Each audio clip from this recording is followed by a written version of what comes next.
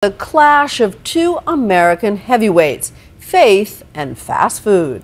The battle's playing out in a California town with an unusually healthy population where a full 50% of the residents are Seventh-day Adventists who observe strict spiritual teachings about eating right. But now a new restaurant wants to open in town, McDonald's.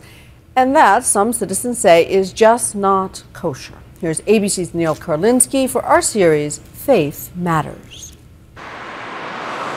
Loma Linda, California is known for two things above all else: the Seventh-day Adventist Church, which looms large over this city, and one of the healthiest populations in the world. And they'd like to keep it that way. Do you feel like people here are healthier than, for the most part, the rest of the country? Statistically, they are, yes.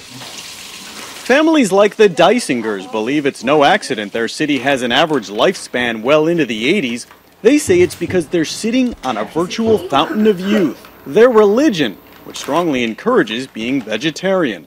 That is why many here believe in their own unofficial commandment: thou shalt not feed kids a Happy Meal, or a Big Mac, or for that matter even allow them the temptation of a McDonald's anywhere within this city's boundaries. We believe that human beings were not made to eat meat. Hildemar dos Santos and Dr. Wayne Dysinger are among a healthy horde of townspeople up in arms over Loma Linda's first proposed McDonald's. The first verse that we use is in Genesis 1:29, that says that the best diet for human beings would be fruits and seeds. I do want Loma Linda to be a healthy environment for my kids. And I know that if there's a McDonald's that my kids drive by on a regular basis, it will be harder to keep that healthy environment. The town city council meeting was packed when the issue came up. You would have thought a nuclear waste dump was moving in. McDonald's unfortunately has a reputation for being an industry that has not promoted health. Are we killing our children?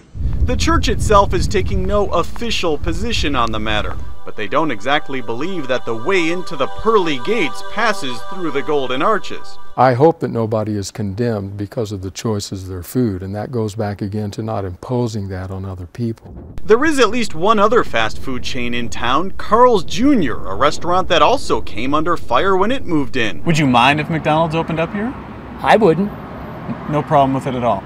No, because that's their business. The town's small but hungry burger-eating population isn't surprised about the hassle over McDonald's. It annoys me when any of these nanny state people try to tell me what I can and can't eat. I mean, you know what? If you don't want to be healthy, then don't be. If you want to be healthy. I come down on the side of liberty and giving people choices.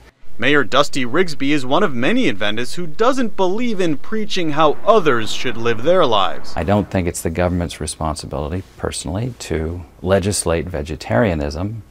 I think that if everyone became a vegetarian, they would probably have a healthier life, but that it has to be their choice. It's a particularly unusual battleground, considering that the very first McDonald's, the first one anywhere, was just about 5 miles outside of town in San Bernardino. It opened in 1940. McDonald's is our kind of place. More than 33,000 locations later, the rest, as they say, is McHistory. Except in Loma Linda, where Dr. Dysinger refuses to bend. We're continuing to work on this with the developer directly. We have other restaurants that we feel would be much healthier than McDonald's that we'd like to bring in.